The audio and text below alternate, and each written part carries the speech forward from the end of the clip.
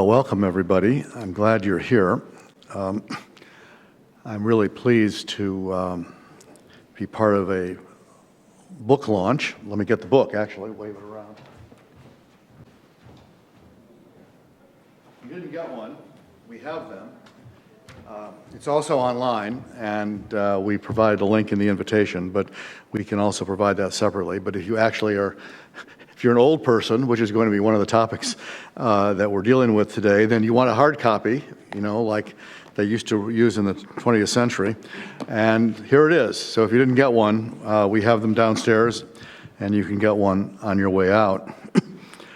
The book is about the U.S., Canada, the U.K., and Australia. But we're here in the United States, and so my comments and a number of the presentations I think are going to focus a little bit more on the U.S. than on the other countries. But we're talking here about a problem that is not unique to the United States, and I think it's important to keep that in mind. I'm really happy to be able to do this. I think this is a really cool book for a lot of reasons. One is that it reminds everybody of something I've written about before, which is that demography rules. And it really makes a difference what the makeup of your population is and how your population is changing. It determines outcomes and futures in ways that we don't always think about it at the moment. We tend to think things are infinitely malleable, and they're not. I mean, the book doesn't deal with this particular issue, but for just the most obvious example, you know, all the workers in 2035 have already been born. We can't do anything about that. You know, we can't suddenly start having, you know, children that are 18 when they're born. So we have to work within the limitations that demography imposes upon us. And there's a lot of different policy options for dealing with the challenges that creates, and that's what we're going to be talking about today. I think the other reason I'm particularly interested in this issue and this book is because it really gets to the core of competitiveness. And I've spent a lot of my professional life in Washington on the Hill and in the executive branch, and then at a trade association, worrying about, in particular, American competitiveness in an increasingly global economy where most of our customers are outside the United States, and where the ability to compete increasingly means competing with other nations and other peoples, and not just competing domestically. And I think if you look at the United States history, one of our great strengths for a very long time is that we're good at innovation. We invent, design, create, and bring to market products, I think, better and faster, I would argue, than anybody else. And that is increasingly important as the global economy changes, because the other thing that has happened is we are not any longer the low-cost producer of lots of stuff. Our strength is at the front end, and actually the back end. If you are students of this stuff and know the smile curve about you know, how production costs are allocated along the curve, you can see that the United States strengths are at the front end, the creation, the innovation, the back end, the marketing and supply, and the actual manufacture, which is turns out often to be lower value added, is increasingly done elsewhere. So for a country like this, we want to play to our strengths. We want to maintain our competitiveness. That means basically we need to run faster. We need to continue to innovate, and we need to do things in our economy that enables our entrepreneurs to run faster. And that's where the book comes in. That's where entrepreneurship comes in, because that's what the book is about. And the reason why it's so important is that we have a lead, I think. If we lose that lead, I think we might quite possibly lose it for good, which I think would not be a good thing. So the question then is, how do we promote and sustain and grow innovation? And that brings us to intellectual property, which is the key element of innovation. And a lot of the public debate about intellectual property tends to be about how to protect it. You see that right now in the debate that we're having with China, which is about theft of intellectual property and forced technology transfer, and the U.S. policy focuses on how do we prevent that. But the book kind of takes a step back from that and starts with the understanding that before you worry about protecting your intellectual property, you have to make sure that you have some intellectual property to protect.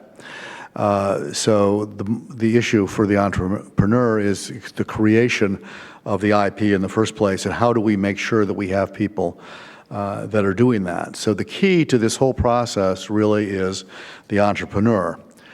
And the book tells us that there are two kinds. The model based on the work of Joseph Schumpeter, which is the creator disruptor, the outside-the-box thinker who creates new products and builds them and develops something that wasn't there before. And then the other model based on the work of Israel Kurtzner, which is the coordinator who looks for and finds profit opportunities in that creative process and then makes these things happen. And I think that what we've learned over the years is that we really need a successful entrepreneurial economy really needs both of these people to develop ideas, develop new technologies, new products, new models, but then at the same time have the organizational, managerial skills and vision to turn them into realities and to turn them into competitive products. So we need to have both of those things happening, and I think we find ourselves in a situation right now in the 4 countries that are featured in the book where entrepreneurship is under stress. And what we're going to talk about today is how that is so, why it is so, and what the bulk of the book is devoted to is what do we do about it? And for that, we have 3 authors, because the book, if you've had a chance to look at it, is an anthology. Each chapter is written by somebody else. And we're very lucky to have both the overall editor, Jason Clemens, with us, but also 2 of the chapter authors who will be talking, primarily about the work that they contributed. But at the same time, I think we're going to have a broader discussion afterwards about all of the book.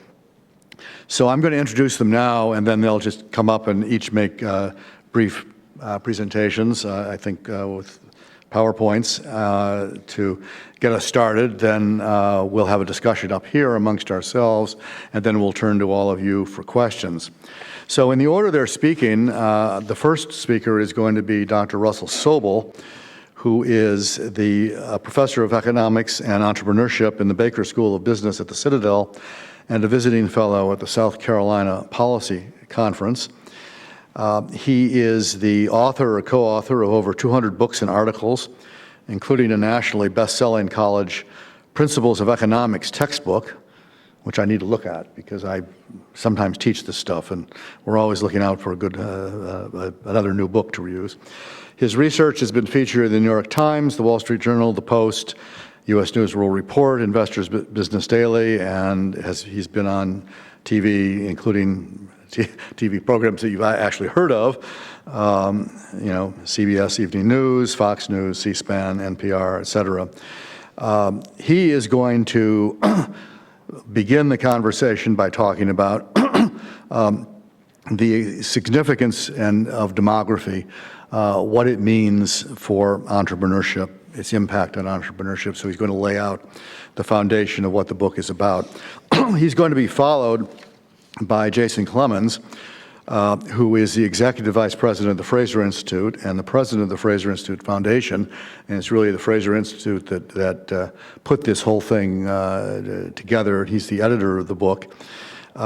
He is also a major author of more than 70 major studies on a wide range of topics. He's been published in many different publications, including some of the same ones that I just mentioned, the Post, the Wall Street Journal, and being a good Canadian, also the Globe and Mail and the National Post.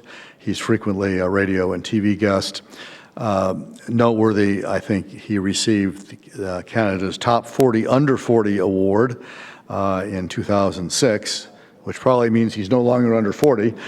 But at the time, that was a significant honor.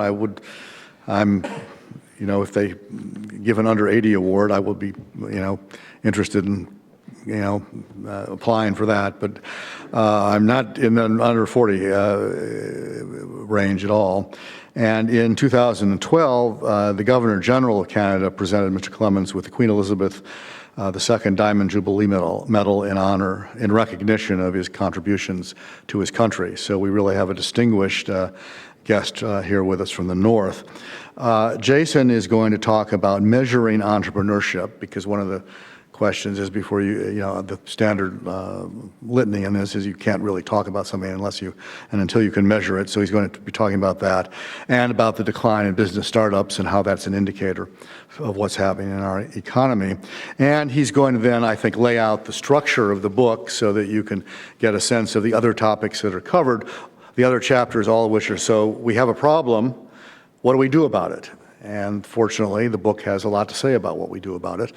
And on that score, then, our third speaker is Dan Mitchell, who is the co-founder of the Center for Freedom and Prosperity and the Center for Freedom and Prosperity Foundation. He is also a noted frequent author in the same publications, frequent guest on radio and television. He speaks on the lecture circuit. In fact, he's just back from one and just going to one. He's made a round trip from He's making a round trip from Europe to be with us for today. I admire not only his willingness to do that, but his stamina. I think I wouldn't be able to do that. He has a PhD in economics from George Mason and master's and bachelor's degrees in the same subject from the University of Georgia.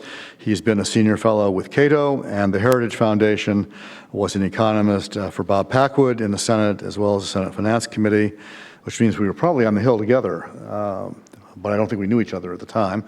And he also served on the 1988 Vice Presidential Transition Team and is Director of Tax and Budget Policy for Citizens for a Sound Economy. Dan wrote one of the tax chapters, the one on capital gains, and he's going to talk about the tax policy remedy, which is a very important part of this larger puzzle.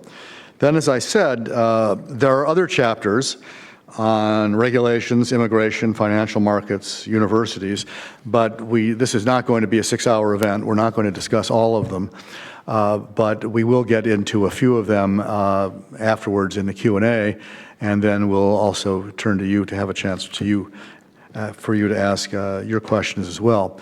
So with that, I'll stop, and we'll turn it over to Russell Sobel, who'll set us off on the road to demography.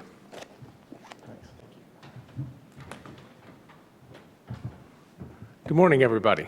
Let's see if I can. You guys got my presentation for me? Well, first off, let me just thank everybody for coming today and thank Jason for the opportunity to work on this book. I think this book is a really important project. I think we've got a lot of changes coming in the world that are going to affect our ability to progress forward.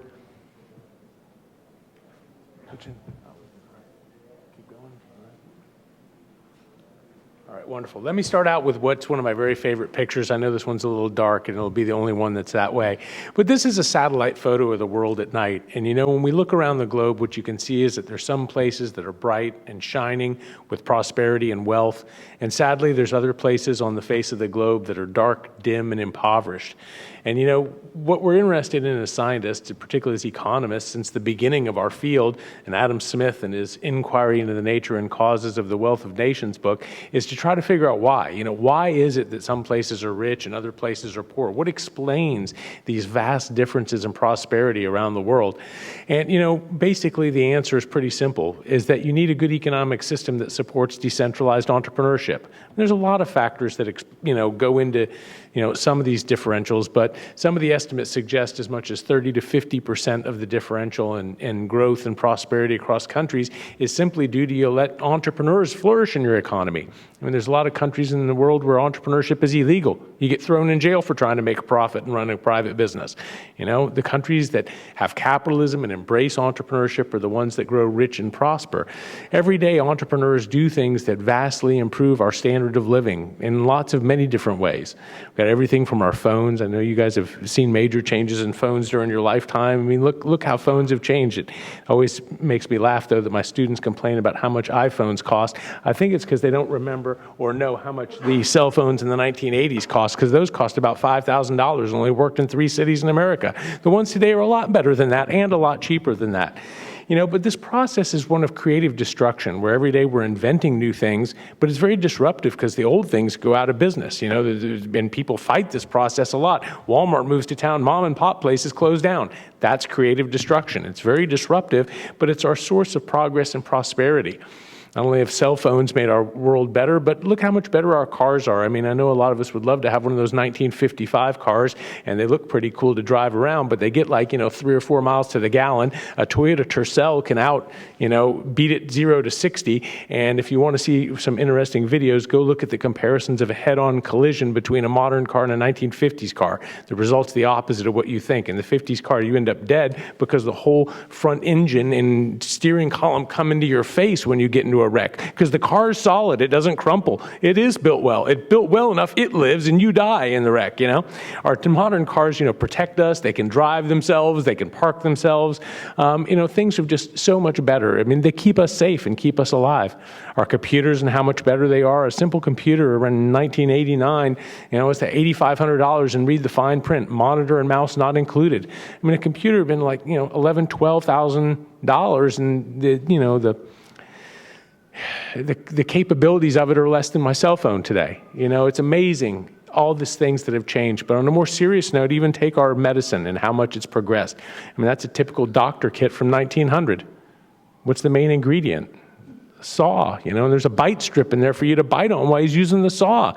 We can look inside your head with magnetic waves today. I mean, this is really incredible, the progress that we've had. And it's meant that today, people live, 20, 30 years longer than they did a century ago. It's the difference in meeting your grandkids and not is what we're talking about. This is what entrepreneurs do for us.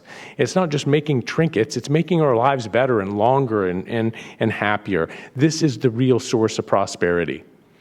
Unfortunately, we've got some demographic trends that are going to be working to slow this process and have probably already started in most of the developed world. And that's what we're here to talk a little bit about today. The aging population. This is just some data on the median age in the United Kingdom, Canada, US, and Australia, showing the red bar is basically today, the blue bar is 50 years ago, and the green bar is 50 years into the future.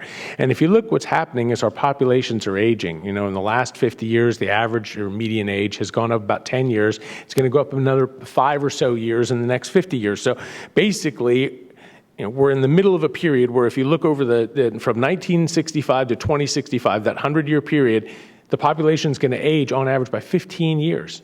The average person in the world is going to be 15 years older than they were a century earlier. And so I'm going to talk a little bit about why aging affects entrepreneurship specifically in a minute and the factors behind it. But you might be tempted to think, well, this is just what's going to happen in the next 50 years is the same as what's happened in the last 50 years. But it's not. Because what's happened is the baby boom. So if you look at this key age group for entrepreneurship, which is kind of the 25 to 49 or whatever age group that we've got here, this is the percentage of the population in that key age group that usually starts businesses. And as you see, what's gone on is that it's risen. As the baby boom has moved through the population, we've ended up having rising number of people in this key age for entrepreneurship. But it's going to plummet over the next 50 years to basically be less than it was 100 years ago. So we're in a period where the majority of the population is going to be out of the prime age group for entrepreneurship. So why does age matter? Let me try to quickly address that and then turn it over to my co-authors. There's 2 main channels by which an aging population affects the rate of entrepreneurship in an economy. The first is in terms of the number of opportunities available to start new businesses, and the second is in terms of the number of people who are willing and able to actually see ideas and take the risks and start a business. Let's talk about those one at a time. Talk about entrepreneurial opportunities. When we look, there's changes in spending patterns that happen as people age. I mean, obviously, older people spend more on healthcare, for example, and less on eating out. But it's also true for things like vacation spending. Vacation spending is, my daughter's off traveling Europe this summer. She's staying at Airbnb and using Uber. I mean, all these things like starting restaurants and, working in this new sharing economy are very entrepreneurial fields. There's a lot of opportunities for first-time entrepreneurs to do that. But now think about how many first-time entrepreneurs start hospitals. There's a lot of changes in our spending pattern. They're shifting spending away from areas that are easy for first-time entrepreneurs into areas that are much more dominated by larger, long-lived, regulated firms like hospitals. This is the proportion, basically a ratio of the number of old consumers to young consumers. So as you can see, what's happening is the number of old consumers in the economy relative to young consumers is going to flip relative to 100 years ago, or 50 years ago. 50 years ago, there was about 2 young consumers for every 1 old consumer, and we're going to end up in the opposite situation in about 50 years. So spending patterns are shifting away from industries that per dollar of spending generate more entrepreneurial opportunities.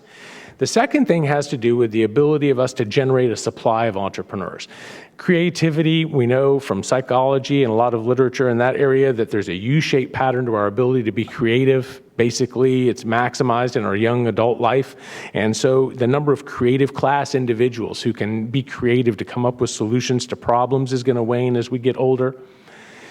It also impacts the supply of entrepreneurs through risk tolerance. We were checking in a gentleman at the front counter that was helping us as an older gentleman. He says, "I saw the title of your conference. Am I too old to be an entrepreneur?" I said, "Well, right now you're sitting behind a desk at a secure job. Do you want to lose your retirement? Why aren't you running a business?" And the point is, it's risky, right? If you open your own business, it's very risk-filled. And as people get older, their risk tolerance depreciates.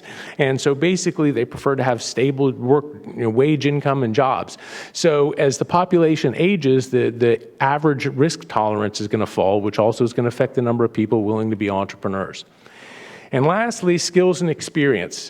Basically, it's not just about do you see an opportunity or are willing to take the risk, it's can you actually open a business? Do you have the skills necessary to open a business? And there's two factors that play into that. One is the pattern of our education and human capital and peer effects, which is about learning and talking to your peers. But the other is something in the literature that's identified as the rank effect. And the rank effect is an interesting argument, which is that as the population as a whole ages, there's less opportunities for young people to be in senior positions in the workforce. So basically all the good jobs above you that you would want to move up the chain are taken, and they're going to be held by all these old people for a very long time. So it means that the average person that's younger in the economy gets less experience, because the average senior level position or positions that you would want to move up to in the firm are already taken by this large proportion of older, more experienced workers. So those things would mean that the skills and experience levels to become an entrepreneur would decline. So those 3 factors are playing a role in reducing the rate of entrepreneurship, and this is going to progress further into the future. Now, fortunately, demographics aren't the only things that affect entrepreneurship. We know that policies, rules, and laws also do, and hopefully better policies and policy reform can find ways to offset some of these declines in entrepreneurship that are going to be caused by the demographic effects, and that's what my colleagues are going to talk about. So let me turn over the floor to them. Thank you.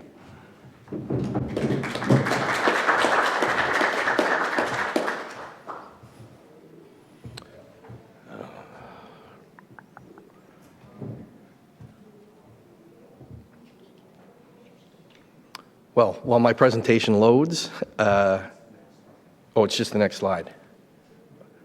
Okay, my presentation. Okay, before my 8 minutes start, though, I do want to thank Bill and CSIS for hosting us here in Washington, and Dan and Russ for making the trip. This has been a global release with our partners in Australia, the UK, and Washington, so we're very thankful as a organization up north that we had so many wonderful partners on what is a very important project for the Institute. So as Russ outlined, there's a conceptual argument to be made about the effect demographics could have on entrepreneurship. The task I have is to actually show some data that it actually is having an effect on entrepreneurship. So about a little over 10 years ago, when I was eligible for the top 40 under 40, we actually did a major study on how do you actually measure entrepreneurship, because it's one of those things where we all seem to be interested in it, and then as soon as you get together and say, okay, but what is it? Everybody fights, and there seems to be very little agreement on what it is. So there's a number of ways to think about it in terms of, is it building a business? Is it simply innovating within a business? Is it not individuals? Is it a larger process? Is it a whole bunch of individual actions that can be the same person or multiple people? Or is it simply about change? For us, as we went through the process of actually trying to figure out how to measure it, one of the best measures, both in terms of the quality of the data, but also how it reflects what entrepreneurship actually is to look at the creation of enterprises, which is basically the measurement of business creation, and in particular, small business creation. This isn't to say that other measures aren't important. I think particularly spending on R&D is important. Venture capital has some important attributes. I would say one of the bad measures is self-employment. You can get very bad results if you look at self-employment. So as an example, if you look at self-employment, France ranks very well. The reason for that is because their labor laws are so stringent that firms don't want to hire people. And so you have to go on contract as a self-employed person. That's not what we would think about as entrepreneurship when you're forcing people to be self-employed. So for us, one of the cleanest measures of entrepreneurship is measuring business creation. So I'm going to show you data. Hopefully I'll be able to simplify it, but there's a couple things. So this is looking at small business entry rates. So this is the number of new small businesses, depending on the country. That's a business that starts with less than 20 or 10 employees, relative to the number of small businesses that existed in that year. So if you look at all four countries that were part of our project, the key is all four are declining. We can talk about individual trends, we can talk about percentage changes, but the key is that from the early 2000s to the most recent data available, which is 2014, we see a decline across all four countries. And in fact, it is this data that in part led us to this project, because clearly there's something going on that's not US specific or Canadian specific, and there's certainly things we can talk about in the US that's impeding small business or entrepreneurship, or Canadian specific. But when you see this phenomenon across almost all OECD countries, it did lead us to ask a question about that there's something that's unifying across these countries that's having an adverse effect on small business creation or entrepreneurship. If we look at the change rate between the early 2000s and 2014, the latest data, certainly Australia, large-scale decline. Canada and the United States are relatively close to one another in terms of the percentage decline. And the UK actually fares the best, again, starting from the early 2000s to the latest data. If we just focus in on the United States, and then obviously I want to include Canada, again, we do see some cyclicality. Obviously, there's an effect from the 2008-2009 recession. More importantly, though, the decline begins before that. So we are seeing a trend well before the recession of declining entrepreneurship as measured by small business startups. In addition, we see, this simply looks at exit rates, so it's a little more complicated. This is actually looking at small business creation rates as well as the exit rates. And again, you see either a flat line or a decline, which we can certainly get into in Q&A. Again, what's interesting, and one of the reasons we included this, is the UK. The UK actually looks to be bucking the trend of the other three countries in terms of its success for small business, both in terms of having the smallest decline, but also having a an improving ratio of entry to exit. The other thing, I'm going to jump ahead. The other thing is you see a very similar trend for medium and large businesses. Obviously, their growth rates are smaller just because they have much more employees, but you do see an overall declining trend amongst business creation generally. It's simply more pronounced when we look at small business, which again, for us that worked on this, the small business rate is, I think, the better rate or the better measure of entrepreneurship. So, when we look at, when we look at the small business startup rates and we combine them with what Russell talked about, what we're seeing is exactly what the theory would predict. That because we have this dampening effect from demographics, we're seeing declining in small business startups, which is, as we've said, a measure of entrepreneurship. Now, the piece that was missing, which Steve Globerman added, which is this chart, is multi-factor productivity. For those economists in the room, you're going to get all excited. For everybody else, you just glazed over. The reason multi-factor productivity is important is because this is ultimately how we have higher living standards. One way or another, if we want to improve our living standard, it has to be about being better at transforming inputs into outputs, which is what multi-factor productivity measures. And as we would predict, if you've got less entrepreneurship, less dynamism in small business, less creativity, in part because of demographics, we would expect to be experiencing a slower ability to improve ourselves, which is what the multi-factor productivity data is telling us. That, in fact, we're seeing a slowdown in our ability to improve the way that we transform inputs into outputs, which is going to have an effect on our living standards, both now and in the future. And I mean, again, there's different ways to present this, but at the end of the day, it is about we want a higher standard of living in the future. And the dampening effect that entrepreneurship is having, I think when you look at the multi-factor productivity data, is fairly obvious in terms of we are seeing a slowdown in the growth in multi-factor productivity.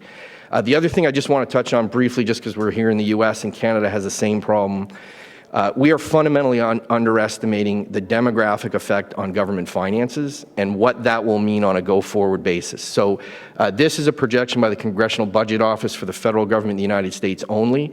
It shows your current deficit, which red is spending, blue is your revenue. That gap out to 2048, I don't know why it's 2048, that is almost entirely driven by the demographic wave. That simply you're going to have a lower ability to raise revenue relative to this huge increase in spending, particularly on Medicaid, Medicare, and Social Security. Canada's data looks a little better. That's because we got our house in order on our equivalent of Social Security.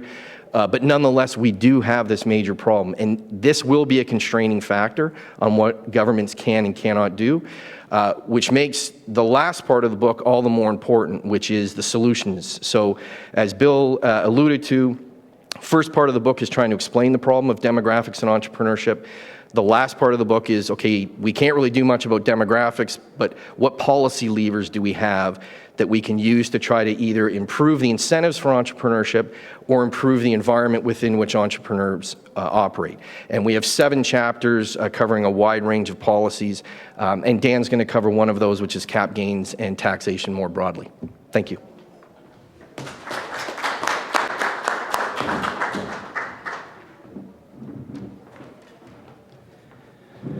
Well, thank you very much, Jason. Thanks to CSIS and to Fraser more broadly for putting this together. What I want to do is start by cheating. I'm here to talk about tax, but I want to put up one slide on demographics. This one is maybe a little bit wonkier than what Russ was showing, but it gives you data for 2015, 1975, and 2050. And just look at what is happening to the old age dependency ratio. And this, of course, ties in. It's one of the reasons Jason's last slide about rising levels of government spending in the US and Canada, it's driven by this. I would argue that the most underappreciated change that is happening in the Western world is demographics. We all probably learned years ago in school about the population pyramid. Oh, there's a few old people in your society, a big generation of workers, and then an even bigger generation of children underneath them. Well, what's happening is that population pyramid is changing. We're living longer, so the top of the pyramid's going like this.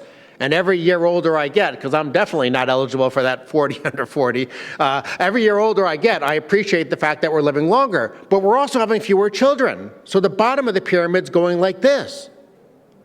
And guess what? When you have modern welfare states that are predicated largely on transfers from young to old, when your population pyramid becomes a population cylinder, that is a slow motion crisis. It's like I have a hand grenade, I pulled the pin, we know it's going to blow up, I throw it out in the audience, and we all just sit there and look at it. That's what politicians are doing in a lot of nations. They are not dealing with this problem that we know exists. As Bill said in the introduction, our workforce in 2035 is already predetermined. And yes, one of the chapters talks about immigration, and you get the right kind of immigrants. You can help yourself out by lowering the age of your workforce and things like that. But by and large, that's only on the margin. So we have a crisis, and people are not paying attention to it in the way that they should. I have 3 simple propositions. And by the way, I had the simplest job of anybody on this book, because some of these principles of taxation are so well established and so clear, and they are things that we should be doing even if we didn't have a demographic problem. But the fact that we have a demographic problem makes it all the more important. What are my propositions? Simple. Economic growth is a function of the quantity and quality of labor and capital. Marxists even think that. Socialists think that. Now, they might think the government should do the saving and the investing, which is a little bit silly, but all economic theories agree on sort of these fundamental principles about how you get more economic growth. What makes entrepreneurship critical, and this is what, if you read the book, Robert Murphy's first chapter especially, if you read the book, the economics profession actually didn't do a very good job of explaining entrepreneurs. Entrepreneurs are in effect the chefs, and the labor and capital are the ingredients, and you need a good chef to mix those ingredients together. And that role of the entrepreneur was underappreciated. You did have that history of people like Kirshner and Schumpeter, but then I think it was sort of forgotten for a long time, and now it's coming back. But the part I want to focus on in my presentation is the role of the tax code. Here is a chart from the chapter that I was involved with, looking at the top capital gains tax rate in different countries. You can see at the bottom, places like Switzerland and New Zealand and Netherlands and Luxembourg at a 0% capital gains tax rate. But look up at the top, and actually I think the French rate has come down a little bit with Macron's reforms, but it's still very, very high. But the United States and Canada are above average. That is not a good way to be above average. If you're talking about income, it's good to be above average. If you're talking about athletic ability, it's good to be above average. There are lots of ways it's good to be above average. Having very high capital gains tax rates is not a good way to be above average, because the capital gains tax, more than any other tax, is destructive, I think, because it's a voluntary tax. You can choose not to pay it.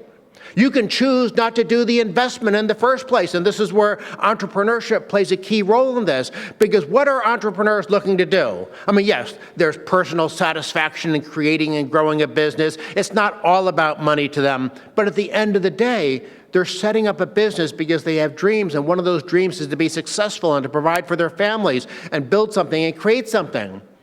Well, under our current tax code, you get punished for saving and investing. Between the capital gains tax, the corporate income tax, the double tax on dividends, and the death tax, you can be taxed as many as 4 separate times when you save and invest your after-tax income, whereas if you immediately consume your after-tax income, by and large, at least in the United States, the federal government leaves you alone. That message is not a positive one for entrepreneurs. And so whether you're discouraging the entrepreneurs in the first place, whether you are in effect forcing them to lock up their capital because they don't want to sell, because you can avoid the capital gains tax just by not selling your assets, well, that lock-in effect is economically destructive. There are a whole bunch of ways that this capital gains tax, being at a very high rate, is bad for entrepreneurship. But again, I want to emphasize it's just a piece of the puzzle. Here's a chart showing, for the United States, but other countries you would find very similar data, what happens if you earn income, pay tax on your income, you have some after-tax income. You save it, you spend it right away. On the left side, no tax. On the right side, as I already indicated, you have all these additional layers of tax. Now, by the way, you don't necessarily get hit by all of them. If you invest through an IRA or 401k, you get protected from double taxation. If you set up trusts and things like that, you can protect yourself from the death tax. And there should be one additional layer of taxation, because when you save and invest, you're creating future income. So yes, one layer of additional tax would be appropriate, but under our current tax systems in developed nations, we punish saving and investing. Why do we do that? because who saves and invests? Rich people. And to the extent that politicians are driven by class warfare and distribution tables and things like that, there's only two ways you tax rich people. One is by having high statutory tax rates, which in and of itself is a problem. But the other way is cycling the same income through the tax code more than one time. And that's where capital gains taxes play a role. Because keep in mind, no matter how you slice or dice the data, when you have a capital gains tax, it is double taxation. Capital gains are not even income. They're simply a tax on these in effect, a change in net worth only when you sell an asset. So if your existing wealth goes up and you're taxed on that, that obviously has nothing to do with the amount of income that you're earning in any given year. And this gets into the whole theory of Haig-Simon's income taxation versus what's called consumption-based taxation. And the public finance literature, I think, is very, very strong and very, very rich on the superiority in terms of economic growth and incentives if you have consumption-based taxation. So this looks at all the double taxation in the current system. Remember, we just looked at capital gains tax rates. Now let's look at just the combination of corporate income taxes and capital gains taxes. Again, this is another chart that we have in the chapter. Now, this is as of July 1st, 2016. On that terrible day, the United States was number one in this very, very bad variable. Now, we have, since that time, lowered our corporate tax rate from 35% to 21%. So that's going to bring us down, actually, I think by the back of the envelope calculations I was doing, because this is from an OECD publication, but I assume that the way they did the calculations, the U.S. now would be slightly below Canada and Australia. So, Jason, we have a lower combined tax burden on new investment, because that's in effect what this table is showing. What is the combined tax burden on new investment, which of course is tied in to what are the incentives for entrepreneurs to mix labor and capital together in ways that generate growth for our economy and income for them. Entrepreneurs, of course, are not necessarily motivated by generating growth for the overall economy. They're looking at creating and building something for themselves, and so the monetary factors do matter a lot. I do like Singapore down at the bottom there. I assume if Hong Kong was on the list, it would also be right at that level as well. Switzerland, you see some of the good growth economies in the world that they have a more sensible approach on this issue. But here's the simplest way of describing it. Sometimes when I'm up on Capitol Hill and I'm talking to politicians, if I show that flow chart with all the levels of double taxation, or if I show a table with dozens of countries, politicians, their eyes glaze over. They just don't have the attention span. So I tell them to imagine that their job was running an apple orchard. And so they buy the land, they buy the saplings, they plant the saplings, they tend the saplings, eventually the trees mature and they start to bear fruit. And I asked them, imagine now, after all that sacrifice, setting that money aside, tying it up in this apple orchard, you now have to harvest some apples. What's the best way to do it? Do you chop down the tree or do you pick them from the tree? Even a politician understands that, wait, if I chop down the tree, it's easier to pick up the apples, but then I won't have any apples next year. In this analogy, the tree is capital, the apples are income.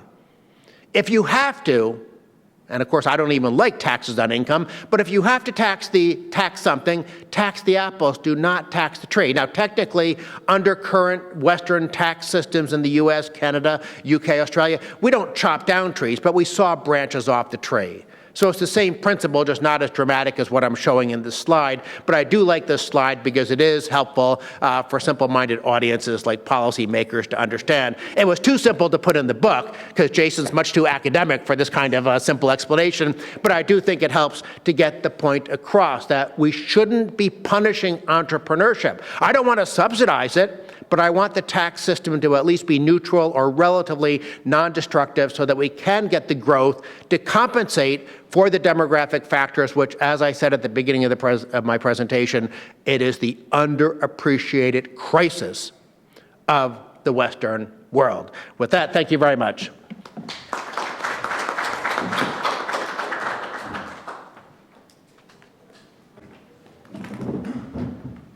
My microphone's not turning on, so I don't. It's yours? Here you go. You can. Oh, all right, terrific. Let me begin with, first of all, thanks for engaging presentations, cool charts, good arguments, but a lot to talk about. Let me begin with, I think I've got one question for each of you, and then some other ones that grab bag. If anybody wants to respond, feel free. Russ, I was intrigued by the 25 to 49 year age chart, and the declining role of that segment in the four populations you studied. Where is that segment large, and where is it growing?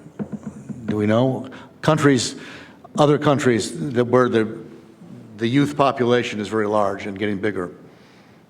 Well, certainly in the developed world, the baby boom has gone through, and those are the slides. I think you saw from Dan's presentation, though, and his slide, that this is something that's going on generally across the world. And there's two factors at play. One is we're living longer because of our improvements in healthcare. Those generally are happening all across the world, in all areas of the world, although obviously in some places in Africa, those gains in life expectancy aren't as large as they are in the rest of the world. But also the decline in the number of children that we're having, after the post-baby boom, that is mostly restricted to the developed world. So, well, does that mean we're going to have a wave of entrepreneurship in Africa and the Middle East? If we get their institutions right, if you end up having economies there that support entrepreneurship and ownership of property and capital investment, yes, those could be places that you would have explosions in entrepreneurship. The problem right now is you look at most Africa, and the countries don't allow ownership of property, and they don't allow people to open businesses, and I mean they're dictatorships with very corrupt economies, and there's very few of them that really support the kind of creativity that places like Western Europe and America do.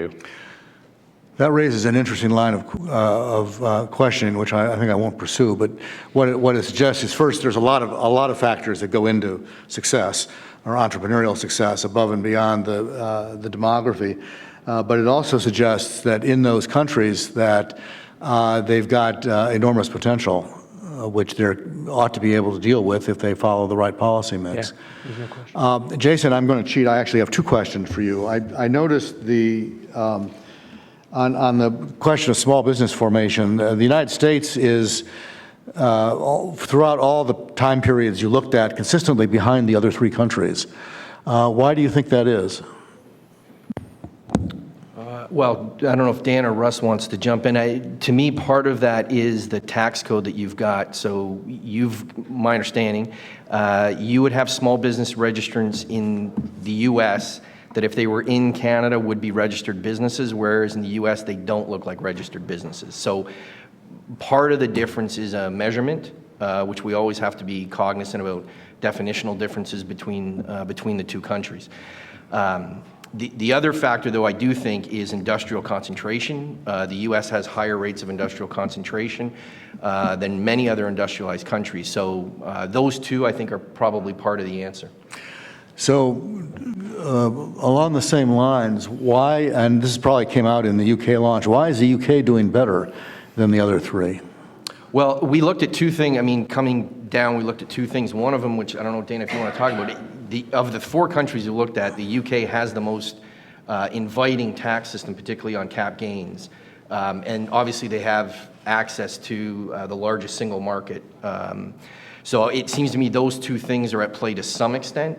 Again, I think one of the strengths and one of the challenges of the book is that by trying to cover four countries, we can't get into the weeds on any one of the four because we're trying to tell a general story. But in terms of the UK, that's what jumped out at me was the fact that it does have a much lower rate of taxation on cap gains and business income more generally.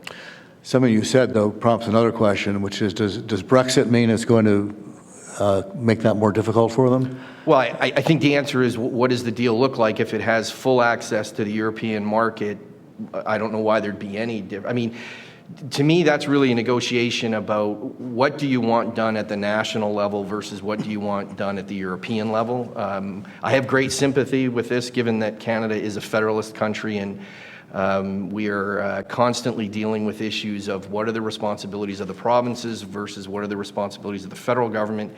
And in particular, what's different between Canada and the United States is that we have an ongoing threat of one of our provinces every 20 years or so thinking that they might want to leave the country, which interestingly enough imposes a real discipline on our federal government that it is cautious about what areas it moves into versus it doesn't, because when our federal government starts to encroach on areas that are clearly the province's responsibilities, what we call the separatist movement in one of our provinces starts to get more interested in politics, which is not what our federal government wants to have happen. So it's actually a very interesting dynamic in Canada that this threat of it fits into any economic model you look at, which is the threat of exit by one of your members actually imposes a discipline on the rules that you use for all of your members.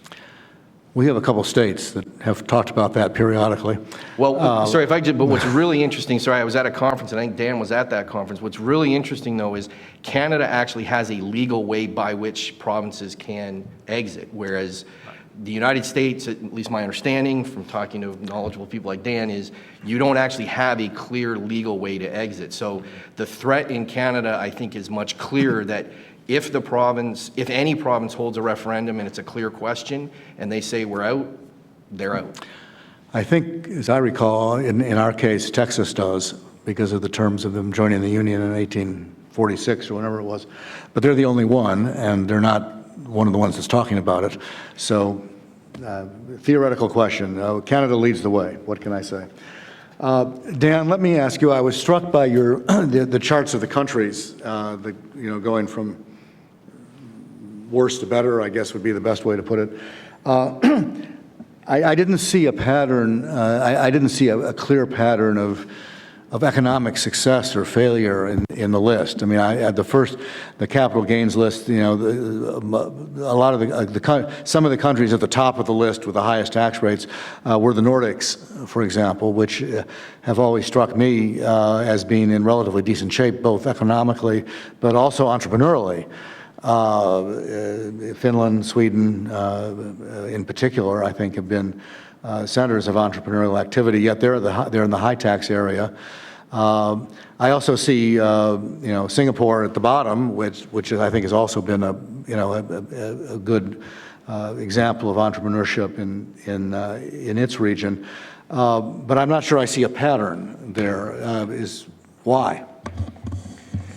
Well, let me give a plug to another Fraser Institute publication, Economic Freedom of the World, which measures countries not on the basis just of tax, not on the basis just of fiscal policy, but on 5 major categories: fiscal policy, trade policy, regulatory policy, monetary policy, and what I call quality of governance, rule of law, legal system, property rights. And if you look at that EFW, the Economic Freedom of the World Index, you'll see that fiscal policy is only 20% of a nation's grade, which means that presumably tax is, half of that? So 10%. So if you're the Nordic countries and you get very, very good scores on the 4 major categories other than fiscal policy, you can afford to be a little bit slack in terms of having a big welfare state and high taxes. There are some countries in the world that have very, very low fiscal burdens. I was just in India in January. Government's very small, but not because the government is laissez-faire. It's simply because the government's too incompetent and in some cases corrupt to actually collect and spend a lot of revenue. So yes, I think I'm a fiscal policy economist. I love to think that the world revolves around taxes and spending, but there are all these other measures that are very important as well. And even if you're just looking at fiscal policy, you might have a very good capital gains rate, but your other tax provisions are bad, or maybe it's just the other way around. So there's a whole bunch of ingredients in the recipe for prosperity, and we don't want to myopically think one drives everything, even though at times I like to pretend taxes and spending are all that matters.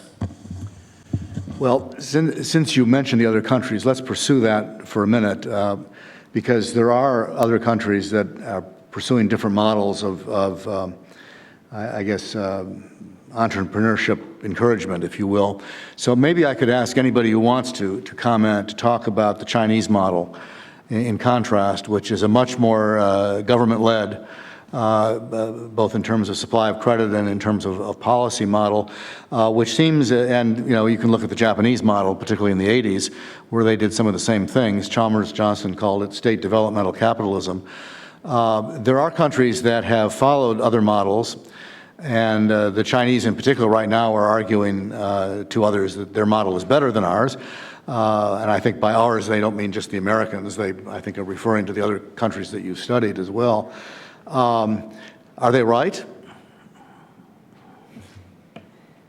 Who wants to? I'll jump in and say, when China has 120% of Western GDP instead of 25 to 30% of Western GDP per capita, then I'm willing to say, okay, you're doing something better than we are. Now, having said that, I think it's a great story that China has somewhat opened up to the world economy. I think their economic freedom score went from about 4 to 6. That's still, most Western countries are somewhere between 7 and 7.5 on a 1 to 10 scale. So I think it's great that China's opened up. I think it's great that extreme material deprivation and poverty has been substantially reduced.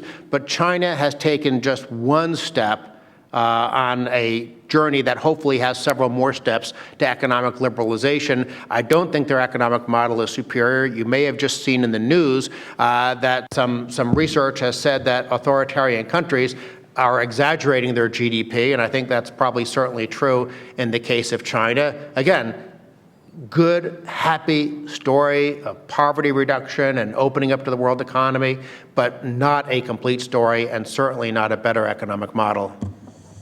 Anybody else? I would echo Dan's comments and recommend a book by Bill Baumol, where he actually says that he does not believe China will be able to break through the barrier that they're currently facing because it's not an entrepreneurial capitalist system like much of Western Europe, Canada, the United States. So again, I'm not a China expert by any stretch. I just try to worry about Canada and the United States. But I think that book, at least for me, was quite telling about how do you get to a level of income enjoyed by Western European countries, the United States, Canada, and certainly it's a very different model than the Chinese are pursuing currently. Russ, do you want to comment as well or not? Well, I think there's also a lot of variance within China. I'm obviously not the expert on China here at the table, but I do know, Hong Kong, for example, is part of China, right? But they kind of have this laissez-faire policy of leaving it alone. And I know that along the coastal provinces, there's also a couple of basically free trade zones where basically you've got robust economic activity that's happening in certain areas that's kind of outside the normal rules. But I think the most appropriate question, and what Dan's point is, for the vast majority of the average Chinese citizens, things aren't very good. And it's going to take some more policy reforms for those things to happen. They're certainly better than they were, and they're moving in the right direction, though. Let me make one other point, because it ties into what the theme of this book is, demographics. I think it was actually a CSIS scholar who made the point that China will get old before it gets rich. They are facing, especially because of their one-child policy, they have a big demographic problem that's going to come up and bite them in coming years. And I'll simply note that places like Hong Kong and Singapore, even though they have some of the lowest birth rates in the world, they don't really have the long-term fiscal problem because they don't have the modern welfare state. They have funded systems based on private savings, and that obviously mitigates greatly the challenges of an aging population. All interesting points. I think that, and there's one of the things that is worth noting is that China in particular is a country where there are significant regional differences. There's a wonderful video by Russlin, the I guess Swedish guy who did the world economy in 200 years, and one of the things that sort of reveals is the extent to which the gulf between sort of southwestern provinces that are really still developing countries and the Shanghai region, which is much farther along. But the point of my question really was not so much to ask about the level of performance as much as to ask about growth rate. And I mean, you sort of acknowledge that because they're moving along quite quickly. They're moving up the freedom chart, but their growth rate has been consistent. I mean, it's a fair point to comment on their data. When I was on the China Commission, we had a hearing on that, and we observed that I think it was in 2003, every Chinese province reported a growth rate higher than the national average, which is a little bit like, Lake Wobegon, where all the children are above average. So you can suspect their data, but CSIS has had sessions on this, and even the Chinese economists will tell you that the real growth rates are probably less than the published public rates. But even even if you assume they're half, that's still significant compared to the Western countries that you're studying. So there's an enormous amount of growth going on there. But let's move on in the interest of time. This is for anybody who wants to pick up on it, but Jason, you're an obvious candidate. Can you talk a little bit about a couple of the chapters that we really haven't mentioned so far? First, sort of universities and the role of the education system in general in entrepreneurship. I can. I think of the 7 chapters in terms of solutions, it was a great author, and we're happy he contributed. That was the one I was probably, and I hope he doesn't watch the video, I was probably least enthusiastic about, in part because I think while his model is very sound and his argument is sound about the role that universities can connect between future potential entrepreneurs, business people, financiers, and people who are in business. So I agree with that. The question, I think, particularly for Canada, where our universities are dominated by public institutions, is what's the incentive? I mean, yes, it's a good idea for business schools to do a better job of training future entrepreneurs and business people and connecting them with financial capital and existing businesses and mentorship programs.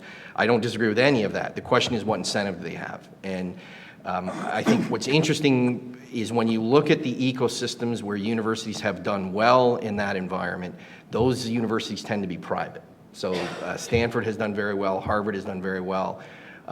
So I think there's a question about what incentives do the university institutions have to actually foster those ecosystems. I think it's a legitimate question. Again, I don't disagree with the chapter. I think it's an important chapter. I do think, though, that we want to think through if people are interested in that as one of the solutions, the degree to which the public institution actually has an incentive to do that.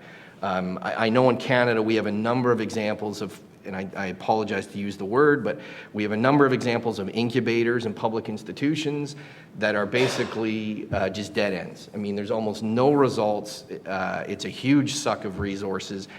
And again, the question is, but what are the incentives for those public officials to actually execute? And so I think it's an important consideration. I would say, though, which is important, is while there are 7 chapters, those chapters will apply to different degrees to different countries. And so in some cases, they're much more pressing. So for example, in Canada, we have a major problem with our personal income taxes, less so on the business tax side. In other countries, again, the U.S. has just made huge gains on the business tax side. So they're not equally as applicable across the board. Can you teach entrepreneurship? I think that's a really interesting question. I think 10 years ago I would have said no. I think I'm probably less definitive now in that I think there are clearly innate characteristics about risk-taking, about creativity, about being willing to ask questions outside the box and challenge the status quo. I don't think you can teach that. On the other hand, I think you can teach things like business discipline, how to actually build a business plan. So I think there are actually skills that you can build. I think in particular mentoring models, things like the Jepson Leadership School at the University of Richmond, I think have had some success.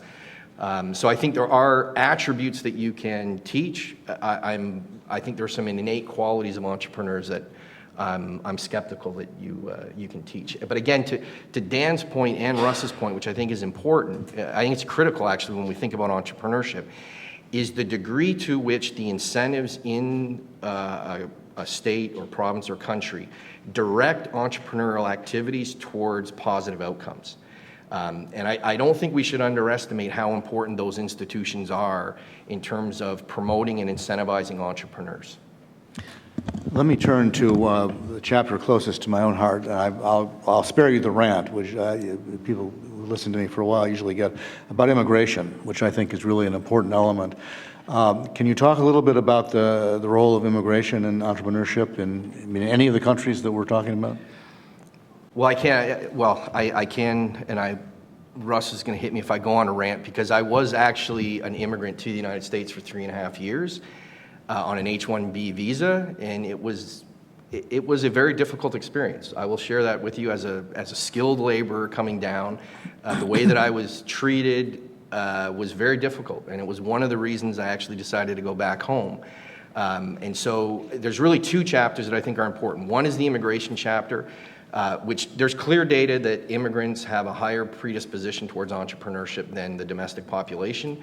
And so then it really gets into the weeds of, okay, how are you picking entrepreneurs? I think the H-1B program in the United States is far too small given the population and given the opportunity in the country.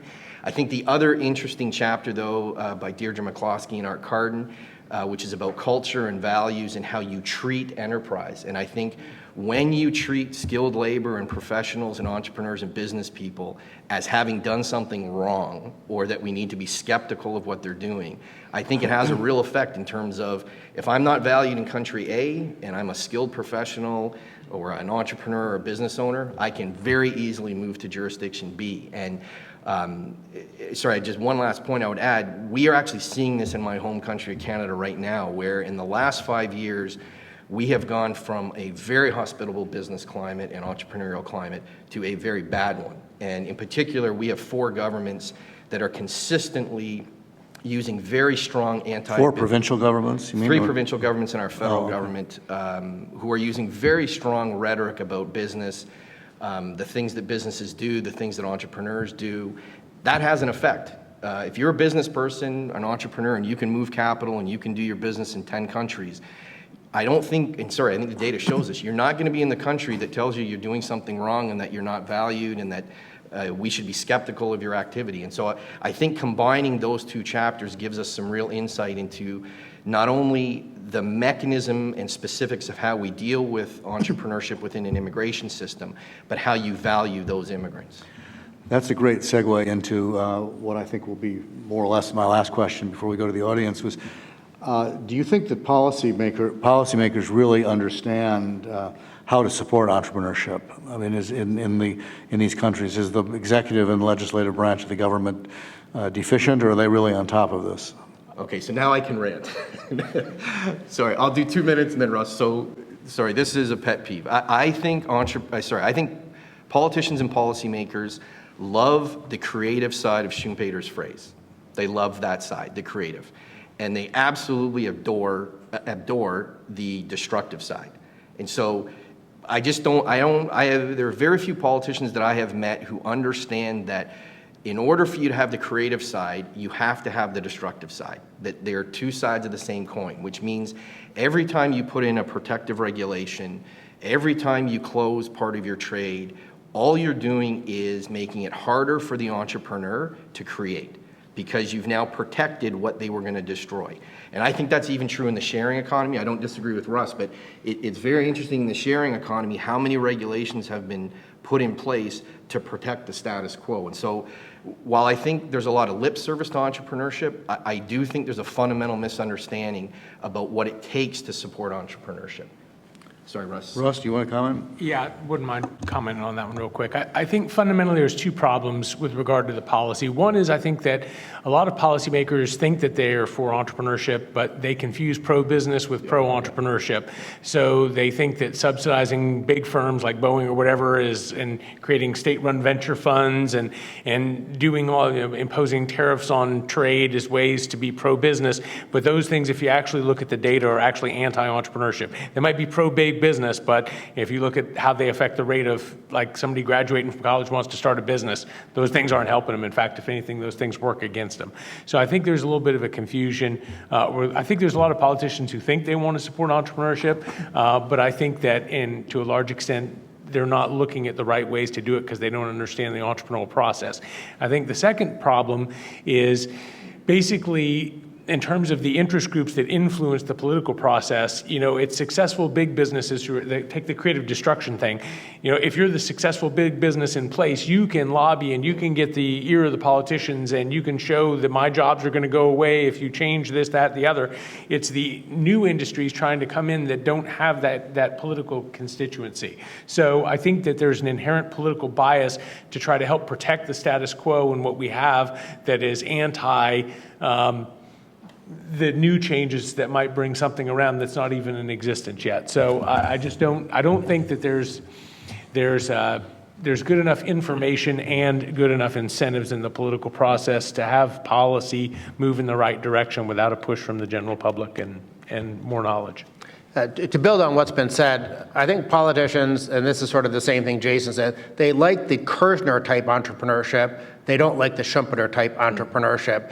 And this came at the conference I was just at yesterday in Monaco. There was a French professor who made a great presentation about the destruction of Kodak. Kodak actually invented the digital camera. They invented the technology that ultimately destroyed the company. And this professor was showing the data on how even when digital cameras began to take off, the regular cameras were still growing. There was increased sales, but sooner or later it hit a tipping point where all of a sudden the whole business model collapsed. Now, if a politician had the ability at the time to somehow block digital cameras, Kodak may very well have had the temptation to lobby to make that happen. I don't know, digital cameras are a threat to jobs, or they facilitate snooping. I don't know what they would have said. But in my remarks at that conference, I made the point that yes, there is lots of bad news in capitalism.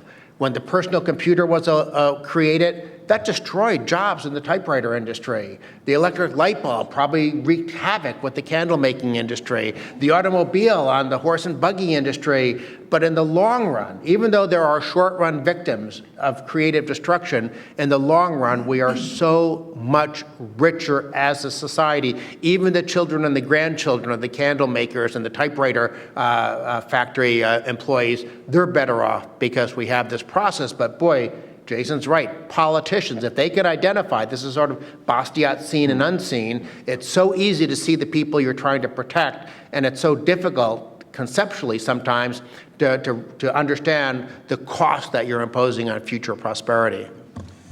The Kodak example is well taken because it seems to me it demonstrates something else that I think Kerzner talked about, which is you can have entrepreneurial activity in big companies. Yep. And is the book missing something by its focus on small business? I mean, isn't Boeing an entrepreneurial company? Isn't Intel an entrepreneurial company, or some others? Well, I think we want to be careful about not conflating innovation with entrepreneurship, and so I think yes, there are some firms who've been able to carve out very unique structures where there's this kind of a radical department that has nothing to do with the rest of the company that tries to be entrepreneurial. I think those are few and far between. And so to me, most, and in particular if you look at R&D, most big firms, what they're doing is trying to innovate, which again is very important, and I don't want to underestimate innovation. It is critically important, but it is different from entrepreneurship. When I ran the National Foreign Trade Council for 3 or 4 years, my chairman was the CEO of what was then EDS, which is now part of HP. And at one board meeting, we went out to his headquarters, which was in Plano, Texas. And he introduced us to a team that he had created inside the company. There were about 25 people who spent 80% of their time detached from their normal duties, and their job was to figure out what the next big thing was going to be.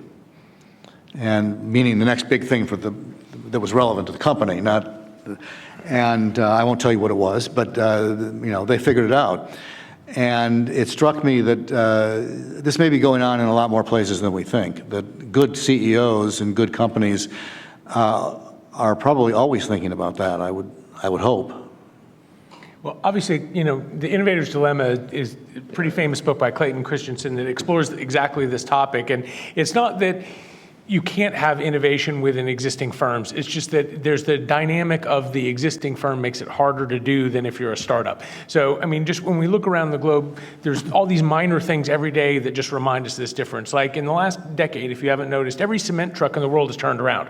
It used to be cement trucks, if you looked at them, had the small end up above the back of the truck and whatever. And if you look, every cement truck in the world turned around. Why is it that none of the 6 or 7 major cement manufacturers, truck manufacturers who've been in business for 50 years could have figured that out? One guy in Michigan figures this out, revolutionizes the whole industry, and he wasn't even part of an existing company, you know? And we see this over and over, that it's these entrants. Like, why is it that Uber figures out how to do this and the taxi industry didn't figure this out? You know, we see over and over that most of the new innovations come from these small startup entrepreneurs who have, you know, nothing to lose, nothing at stake, and just try to go in there and make something happen. And I think that, you know, we tend to see even Elon Musk with Tesla come in and innovate as opposed to the existing car manufacturers. Now, it doesn't mean that the existing ones can't do it. I think it's just harder for them to do it. Yet all those small startups aspire to become big ones, and and they do.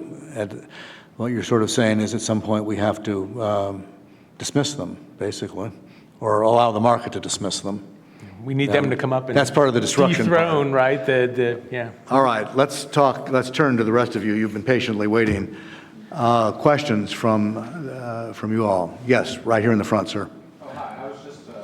Please, we have microphones, and please tell us who you are, too. I'm from the annoying political space, Democratic Governors Association. Just curious if we could touch base on what you said, the victims in the short run, and what we can do, because I totally agree that, just looking at history, that bigger firms are able to keep their stake in the market based on the fact that, the political influence, but when short run victims are often feel they're left out, or even people in the future who feel that they might become these victims are able to align and are tapped into by the special interests in the firms who don't want to see creative destruction or entrepreneurship thrive. There's sort of that alliance there, and that makes it harder for politicians who want to do the right thing to fight them off and say, I think it'd be helpful if there were certain policies that perhaps they could, combat this with. And I was just curious your thoughts on that whole dynamic. Well, in theory, I guess I've been dethroned here. In theory, we do have those policies in some areas. The whole theory of trade adjustment assistance was that, well, we all understand that free trade is good. Some people are victims. We pass trade adjustment assistance, and that sort of greases the wheels to enable trade liberalization. I think there are problems in the delivery of it and trapping people in locations when they should perhaps be moving, and sort of undermining their incentive to gain new skills, take new jobs, so on and so forth. But yeah, the theory is there. The theory is sometimes acted on. How well it is in execution is an open question. Yeah, so I just, because we looked at a number of programs that fit right in with what Dan said, which is skills retraining. The problem is when conceptually it makes a lot of sense, you provide resources for people to actually gain new skills. The problem is when you actually dig into them and you start looking and comparing what were the jobs that were actually in demand in the region versus the skills that the government said you should get, there was just not a good match. And in particular, something Dan said, and I don't know if anybody on the panel is looking at it, but I just looked at some mobility data, county to county in the United States, which is just shocking, the reduction in mobility in the United States. In Canada, so one of our poorest provinces is the easternmost province. The collapse of the fisheries really hurt that province. The best economic policy for that province was the oil boom on the west coast of the country.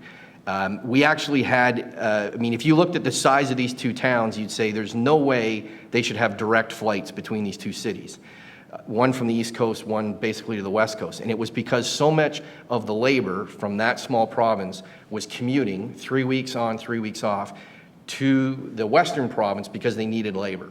I think it's policies that don't impede that kind of labor that you want to be really careful about. And unfortunately, some of the skills retraining actually impedes that kind of mobility. So sorry, there is some actual data and cases, case studies, pardon me, in Canada on skills retraining. Okay, in the back? Hi there, guys. My name's Sam Baines. I'm from a company called With You With Me. Very quickly, to your point, Russ, about the cement trucks and innovating. If you aren't familiar with it already, there's a theory called organizational frame theory that explains that problem and that challenge. But the question I have was that, going back to the demographics issue, the aging population, if you consider it an emerging market, it outperforms most emerging markets in that space, but I think it's like a factor of 3 in the coming 20, 30 years. And the majority of industry and especially finance firms, etc., already pivoting to take advantage of that. What in America is the actual industry responsible for these people? It's like the aged care industry and the retirement industry. What are they doing to prepare for that? Are they doing anything? Are they innovating to basically treat it as an opportunity as opposed to treating it as a problem?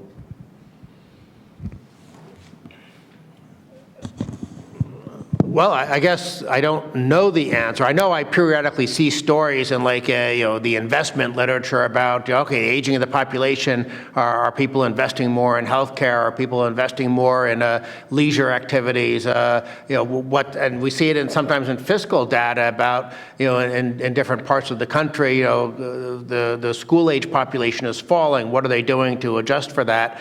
But I think that's a much too narrow answer for your question, but on your broader question, I confess that I don't know. Maybe one of, Jason or I mean, Russ? obviously, as the population ages, we have a whole shift in spending patterns and the kind of businesses we need. The number of assisted care living facilities, the number of programs that help people with dementia, the innovations in drugs and drug research to help people overcome these problems. One thing that amazes me every day is my father just passed away, but he's getting elderly. He was unable to use his cell phone anymore. And here I've got this fancy iPhone, and you'd think that with all that technology, we could make one of those that my dad could have used. And no, there was nothing like that. I mean, there's all these opportunities out there, and that's what entrepreneurship is about. It's about somebody saying, wow, that's funny, we've got this iPhone, and no old people can use it because that's a simple problem to solve, but you need somebody who sees the problem, is creative enough to figure it out, and is willing to take the risk and has the experience to start up the business to do it. Those opportunities are going to be there in the future as the population ages, and they're going to be in the space of providing the kinds of goods and services that will assist those people. So it's not that there's not going to be any opportunities there. It's the question of, in that opportunity space, do we have an environment that's supportive of people being able to do those kinds of activities and help those people? And if we look in my hometown, when we're looking, the industries for assisted living and even home care are so heavily regulated. There was case after case where we'd try to have people come over to the house to look after my dad and they're talking about all the problems of providing services like that and the number of rules and restrictions. And so you end up with a lot of regulations in that space that I think make it hard for people to innovate. But there's no question that there's going to be entrepreneurial opportunities and they shift to a different demographic population. I think that's what you're asking about. There are obviously companies that will come up in the future to try to satisfy those demands. So if I just add one thing, though, because I think it's important to understand, and it's covered in some of the chapters, if they have an ability to enter the market. Yeah. Right? So in Canada, for example, primary care is dominated by the government sector.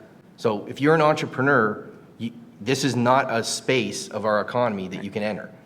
Now, I don't know how many states it is, but when I worked in California, if you want to open a hospital in California, you have to get a certificate of need, which has to be signed off by the other hospitals in your area.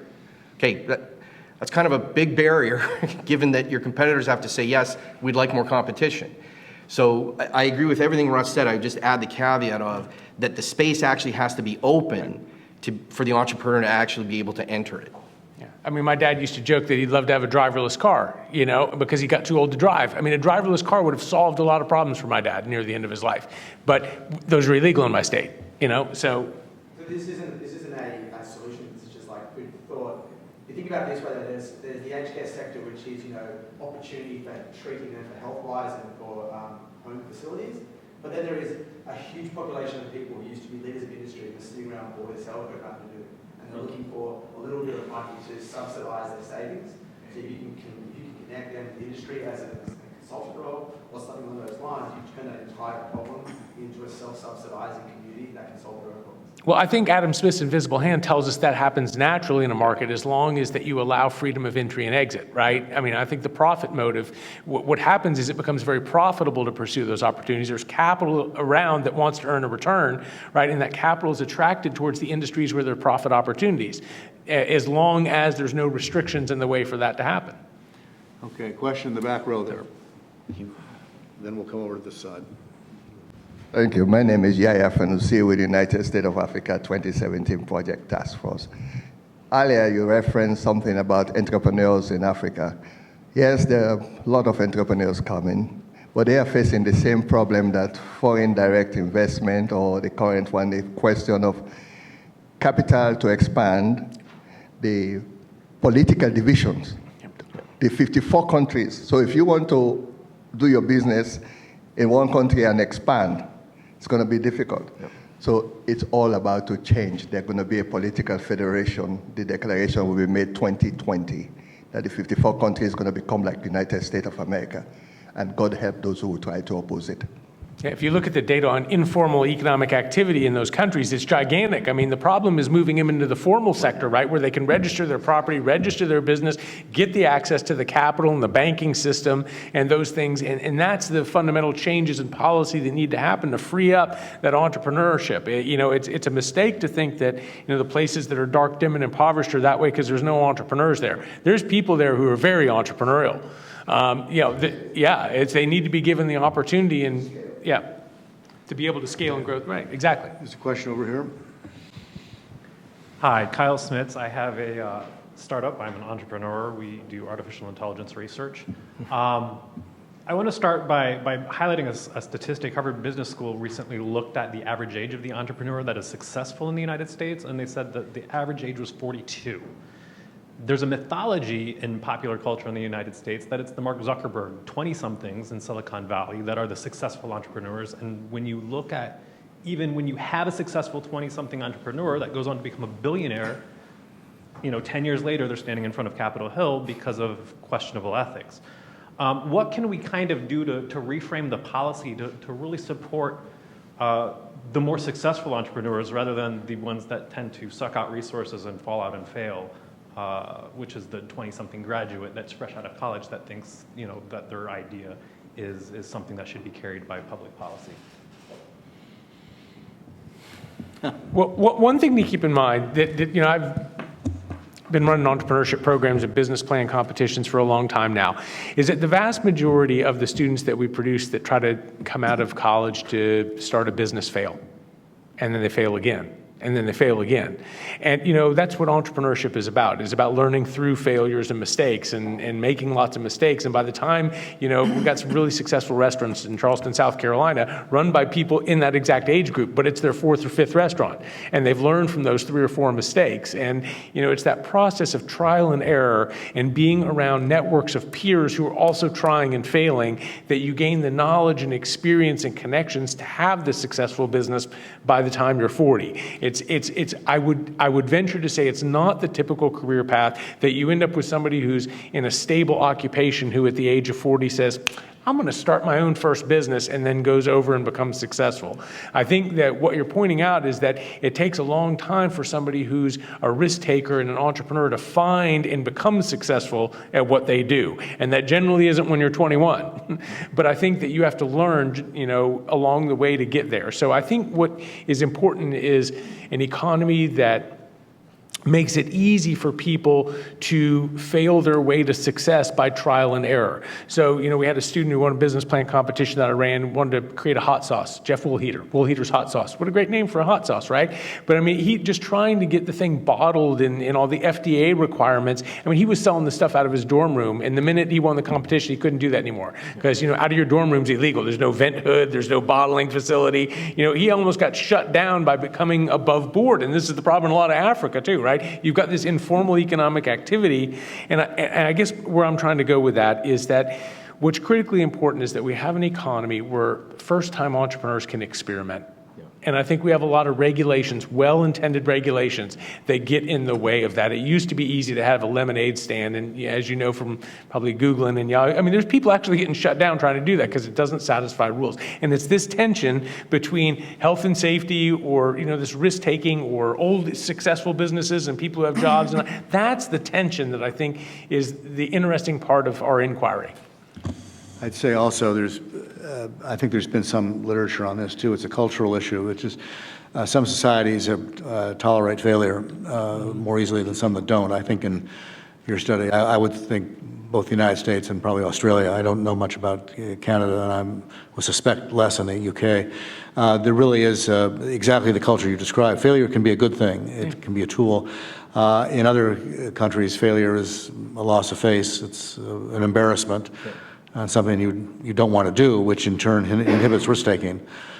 Okay. No, please, go ahead. No, because Bill, I think you raise a really important point, and my colleague and I at Fraser have kind of started to rough an outline of a book on this very issue, because if you think about the United States, Canada, Australia, I don't know about the UK, there is an increasing risk aversion in society, right? We don't want our kids to lose in sports. And I mean, the number of examples we can go down where I think what we're doing is actually trying to create a society where we don't face risks. And I think that really has an implication for how we value risk-taking and entrepreneurship. And so your point on culture, I think, is right along the lines of Deirdre McCloskey and Art Carden's chapter on the importance of what society values in their culture. And so when you have a culture that starts to say we want to mitigate risks and we want to ensure people don't face risks, I think it inevitably has an influence on how we view entrepreneurship, which is inherently risk-taking. Stephanie. Stephanie Siegel here at CSIS. There's been a lot of research lately looking at both globalization and innovation, technological disruption as being kind of the key drivers of headline growth, but that both of those sources of growth are actually ones that increase income inequality. And I'm wondering if you could talk a bit about the links between income inequality, risk aversion, and innovation entrepreneurship. Well, I don't know that this is tied to innovation and entrepreneurship, but I will say that I've always thought income inequality should be a non-issue. And the example that I use actually is from China. China's Gini coefficient has increased dramatically since they liberalized their economy. They're much more unequal today. But if you look at poverty in China, it's fallen dramatically. So we have a choice. Do you liberalize your economy, let people get richer, albeit get richer at different rates, or do you keep in place an economy where you had systemic, widespread, grinding poverty of the kind that we couldn't even imagine in the United States? I've always thought that the goal should be economic growth, or if you want to be more focused, the goal should be poverty reduction. I think income inequality is a dangerous variable to focus on because it's usually by people who are thinking about how to redivide a shrinking pie. Yeah, but yeah, no, I'll add. So we published a book last year. I think it was 7 essays on understanding the inequality debate. So, I agree with everything Dan said with one caveat. If the inequality is because of corruption or theft, then yeah, we should be worried about it. If the inequality is a function of business people and entrepreneurs providing a good and service that people demand at a price they're willing to pay and they become successful, I'm just not worried about that type of inequality. In addition, if you look at policies that are so-called spearheaded to deal with inequality, many of them actually have real negative consequences on poverty. And inequality and poverty are just not the same thing. And I worry, I mean, one of the reasons I'm in the policy world is because I worry about poverty. And so if you're worried about poverty, it seems to me you don't even want to look at income inequality, you want to look at consumption inequality. Because that's what you should be worried about if you're worried about poverty. And then thirdly, we should worry about mobility, right? That in Canada, for example, the experience of poverty in any particular year is 10 times the rate of people who are stuck in poverty, which is about 1.5%. So 1.5% of Canadians, yes, we should be worried about because it looks like they're stuck in poverty. That has to do with single parenthood, drug and alcohol addiction, mental disease, not finishing high school.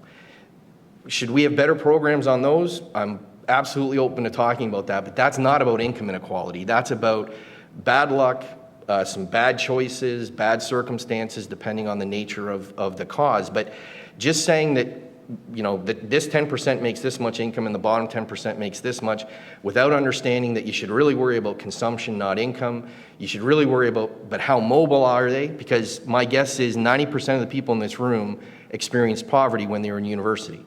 I certainly did, and in fact, one of the data points I always give to people in Canada is my wife experienced poverty, technically, as an individual because she dropped out of the labor force, but she had a small amount of income working part-time when our children were young. Okay, but that's another measurement problem because we should be looking at household income, not individual income. So I think there's a whole bunch of complications around how we measure income inequality. And again, to Dan's point, I'm not convinced it's a real issue. And if you're really interested in poverty, again, I think you should be looking at consumption inequality rather than income inequality. Sorry, Do you want to do a comeback? Yeah, I think because so much of the debate right now in looking at kind of where we are and why there is a backlash against globalization, and there's a fear that there's going to be a backlash against technology and actually against entrepreneurship. And people will cite the fact that while you might have headline growth, that the benefits of that growth are actually accruing to a very small group of people. And so in the course of this rising inequality, you actually have undermined popular support for things that actually are good at the headline level. And so I take your point kind of anecdotally. You can look at different instances where it's, it's not representative of what's happening, the overall big picture. But I think it's worth considering that there is a potential backlash to some of the things that you're talking about if people are not themselves seeing the gains from the growth. Right. Well, maybe I can help a little bit, trying to separate this into two different phenomena. Let's talk about how we can address each. The first phenomenon is one where some people are actually really being harmed, right? And say we talk about this creative destruction. Say, Elon Musk puts all of Detroit out of business or whatever. I mean, people lose their jobs, right? In a normal, robust, thriving economy, businesses go out of business all the time. In fact, my daughter was in college, a bunch of her roommates in Charleston, South Carolina, in the hospitality industry, serve as waiters, waitresses at restaurants. A bunch of them, the restaurants go out of business. I mean, like a third of restaurants go out of business each year, right? A bunch of them fail, but all those people can get jobs at new restaurants that open up. It's that the entrepreneurial process may create these disruptions, but they're usually solved by that labor getting reallocated to other employment opportunities, right? And so what we have to worry about in those cases are the temporary transition periods, which I think was the question that we had earlier about, do you have unemployment or skills retraining to try to help transition those people? And I think that's what's important in the cases where there are disruptions, is to let progress happen, but try to retrain people. I mean, the horse and buggy industry's gone away, and there was a lot of blacksmiths in the world. Those people had to, their kids couldn't take on the family business anymore. We don't have a bunch of blacksmiths around. People had to move to different cities. But that's what, a normal dynamic economy is about. And I think that's fundamentally different than a question of, we are all entrepreneurs. We all live in a world, and some of us are getting better at much faster rates than others. There's like maybe 20 new restaurants open, and some of them become very rich, very famous, and others just kind of struggle along. And I think that economists generally think, well, as long as it's people trying, and some are winning. If you guys came up and tipped us based on how well we did today, some of us might have done much better than others, right? But that's not taking from the others just because one person's restaurant's better. And I don't know. I think that those two things need to be separated, because the true harm is when people lose their way of living life because they've lost their job opportunities, and finding out are those long-term problems that just persist forever, with people being stuck in towns for one reason or another, where they can't move, they can't leave, they have no sources of income. And I think those are the concern problems of how we fix those, not a question of, do we have a Jeff Bezos or Bill Gates or Steve Jobs making $1 billion because he helps a lot of us. I don't know if that helps, but. Globally, I think you raise a very hard question, because if in the globalized economy, the returns to high-skilled people are increasing, and if the competition on the lower end becomes more intense because now you can manufacture in China, Vietnam, Indonesia, et cetera, I think that probably for someone like me who wants free, open, competitive markets, I think that's a challenge that we haven't effectively dealt with yet. I think our answers are right, but I don't think that we're winning the intellectual, well, we're not winning the political battle on it, even if I think our intellectual arguments are strong. As a matter of fact, the whole purpose of this book, I think, is the types of policies that will enable Western economies to grow faster and sort of do better at the higher end functions of an economy, and that will enable the lower skilled people in society to have more opportunities and more jobs and more income growth. But yeah, I think what you raise is probably our biggest long run challenge. Yeah, We have time for one or two more. sorry, Oh, I sorry. just add a brief point, because I do think, at least my read of kind of Acemoglu, Robinson, inclusive, exclusive institutions, I think a big part of that is what skill set are you coming out of K-12 education with? And I think Canada actually provides a very interesting laboratory, because our federal government has no role in K-12 education whatsoever, outside of Aboriginal communities, which is sorry, it's a technical phrase, but it's a train wreck. Outside of that, there is no responsibility for the federal government. So we have very different approaches to K-12 education depending on your province. So in my home province, for example, if you are a parent and you want your child to go to an independent school, the government pays 50%. And that can be a religious school, a technical school, an alternative education, a STEM focused. And so the fact that Canada spends considerably less per student than the United States and gets considerably better results than the United States, I think is telling, because one of the big differences between Canada and the United States, particularly for our 5 provinces that really empower parents, is that we have policies that empower low-income and middle-income families, if they're not happy with their schools, to get their kids out of their schools. And so unlike the US, with respect, school choice in Canada for our 5 of our 10 provinces is really decentralized to poor and middle-income families. Whereas in the United States, if you're if you live anywhere and you're wealthy, you have school choice. I mean, let's be blunt. Whereas in Canada, I think one of the things we've gotten right in those 5 provinces is we allow parents who don't have the financial means to be able to get their kids out and send them to independent schools. And it has made, I think the literature is very clear that it's made a difference in the Canadian education system. And then again, when you stack us up to other countries, particularly the US, we spend considerably less than you do. But when you look at the outcomes, we do at least as good or better than the US does. Sorry. Being very patient here. Go ahead. Oh, thanks. Dylan Gristel from CSIS. Just had a question more on policy, tax policy here. So the recent tax reform was kind of billed as this way to spur investment and growth. I think we've seen a lot of great anecdotal stories, for example, FedEx increasing investment, but by and large, the windfall has gone to increase buybacks and dividends. Do you think this is a lag and we'll see investment kind of as businesses work on long-term plans, or should this be a cause for concern? Should this not be a cause for concern? What are your thoughts on that? There are 2 dominant effects of lowering the corporate tax rate. There's the reward that you give to past investment, and then there's the incentive that you create for new investment. And the stories that we've seen about worker bonuses and stock buybacks, that's in effect ways of giving rewards to past investment. Just dividing up, hey, let's give some to capital, some to labor. I think what you're focusing on in your question is, to what extent are we going to see increased investment so there's faster growth in the future? And some of the CapEx numbers that we're seeing, I think, are reasonably encouraging. But we're just in the first couple of quarters of the first year of this new tax law. And again, as I think we remarked to one of the other questions, there's lots and lots of policies that, of course, drive economic growth and decisions about making investments and so on and so forth. I cannot imagine that it's not going to be good for the United States in the long run to bring our corporate tax rate closer to the developed world average. And I think just keep in mind the buybacks and the bonuses, I think those are good, but the real key is capital expenditures for future growth. And those numbers, we are seeing a tick up. Now, we should never put too much in 1 or 2 quarters of data. We obviously want to see in the long run, but I can't imagine, as I said, in the long run, it won't be a better story.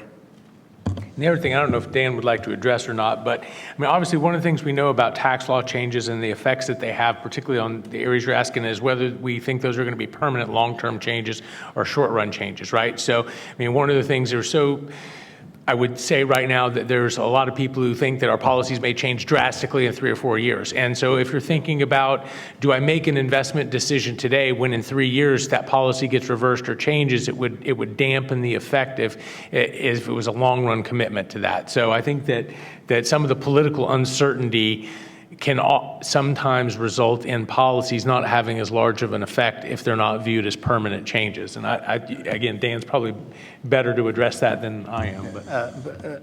President Elizabeth Warren would not bring the corporate tax rate up to 35% again. I think this is it might go up to 25%. There'll probably be more class warfare taxes through the personal income tax. But I think this is a permanent change, so I do expect to see good numbers. We already are seeing good numbers, but I think those will continue. Okay, we're nearing the end of our time. It doesn't look like there's any more questions. Are there? Last question? Oh, sorry. Hi, Kyle Smits. I just wanted to touch back on the inequality section that we discussed earlier. It's really easy to talk about the consensual exchange of the free market, where everyone expects that some people will get more than others. But that's not the only mechanism in effect in the economy. We have a mandatory taking in tax policy where the government comes and takes from everyone. And that really contributes to the inequality, I think, the way we structure it. If you look at our tax policy from 50 years ago, right, we had a tax rate of 90%. Corporations in America were paying 35% of the federal income.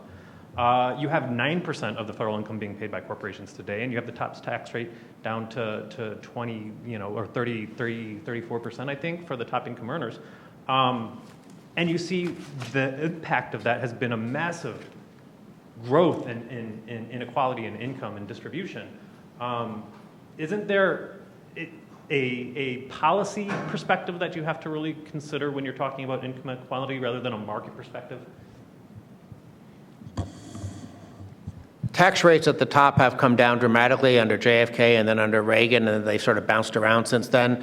But the share of income taxes paid by upper income people has grown dramatically, both because they have an incentive to earn more money and they have less incentive to hide, shelter, and underreport their income. On the corporate side, the numbers are harder to pin down because, especially with the Tax Reform Act of '86, you have substantial movements between types of business. And so if you're a Schedule C corporation, you pay through the corporate income tax. All other forms of business pay through the personal income tax, and so the numbers get blurry. But I guess the fundamental point I would make is that the gains that we have seen to the top 20%, and by the way, the top 20% today isn't necessarily the same as the top 20% or top 10%, from 10 years ago and 20 years ago and 30 years ago. We do have some mobility, not as much as I'm sure all of us would like. But the point is that if people are simply, and this gets back to the previous question, if people are getting richer at different rates, that to me is not a problem. And especially if they're getting rich through honest means, tying into what Jason said to augment my comments before. But if 90% of economic growth goes to 90% of the population, how is that long-term sustainable? Well, I guess what you're saying ties back into the comments about, in a globalized economy, if the returns to, high cognitive professions are going up and up, and then there's lots of competitive pressure at the lower end, yeah, that is a challenge. I don't deny that. How do we? Now, I would say that the people who tend to raise that often tend to have solutions that I think make things worse, not better.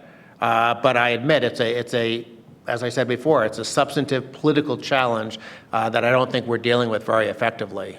But in the closing, let me just say one thing. I think that the question of what can we do to improve the lives of the least well-off people is an important question, right? And there's only really two solutions to that. One is to do policies that give them more opportunities in terms of job opportunities or opportunities to become entrepreneurs. Make it easier for people like that to become entrepreneurs through the sharing economy and those kinds of things, or have more business creations with more startups and more job openings so that they can earn for themselves. Or second is to have a larger welfare state that takes care of them, but that also requires more economic growth so that there's more income to transfer around. So, I mean, I think that the solution to helping people with less, who are in the bottom part of the income distribution, is still growing the whole rate of growth in the economy, job growth. But regardless of whether you favor solutions through government or through the private sector, we've got to grow the pie to grow the amount that's there for everybody. Yeah, sorry, but if I just add on, because it's important, I think we really need to differentiate between people who get stuck in low income or poverty versus the transitory. Regardless of whether you're looking at poverty data or income inequality, I think you have to make that differentiation. And then I think it's entirely Russ's point. It's about how do you help those people out of getting stuck in poverty. And I'll give you an example, because I'm involved in one, which is intervention at the high school level to help these kids finish high school and then try to get some vocational training. And the returns on what is a meager amount, trust me, it is a meager amount of money. Now, thankfully, there's no government involvement because these are independent schools. But these are very small amounts of money that have helped people finish high school, get a couple years training, and they have done very well. And so, to me, again, I'm just inherently more interested in poverty and how to help those folks, particularly those that are either at risk of getting stuck or are stuck, versus the kind of larger income inequality debate. But I do think it's important conceptually and empirically to differentiate between the transitory, which is the majority, overwhelming majority, versus those who are permanently stuck. Okay. Let me have a last word. Last word.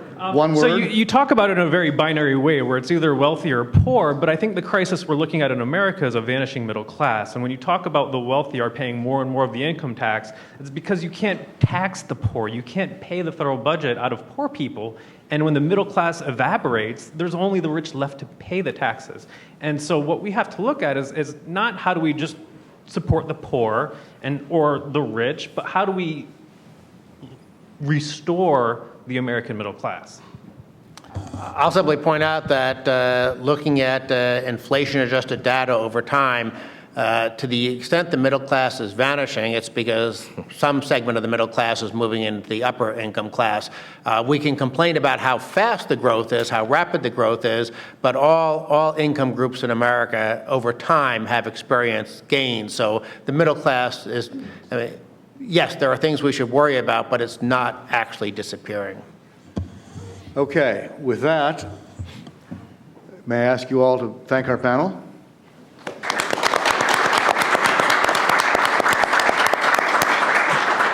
A very good discussion, and thanks to you also for some very good questions and a good, thoughtful debate. And thank you all for coming. And if you don't have the book, Jonathan is back there with a pile of them. Pick one up, and if you don't, as like I said, if you're 21st century, don't believe in hard copies, we have a link. So thank you very much.